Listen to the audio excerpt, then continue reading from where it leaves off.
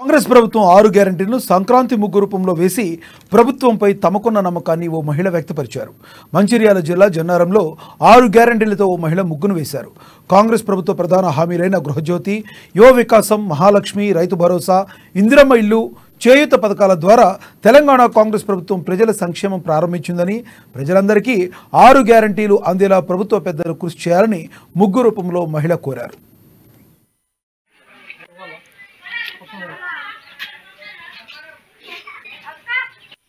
తెలంగాణ ప్రజలందరికీ, స్టేట్ ప్రజలందరికీ తెలియజేయనది ఏమనగా సంక్రాంతి శుభాకాంక్షలు.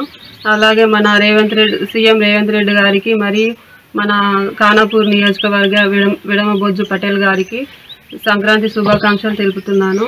అట్లనే ఈ 6 గ్యారంటీలు అమలు చేసిన మొదటి రోజే సార్ మనకు దాని మీద సంతకం పెట్టడం జరిగింది. అట్లనే మళ్ళీ మొదటి విడత మహిళలకు ఉచిత బస్సు టికెట్ ఫ్రీగా ఇచ్చినారు.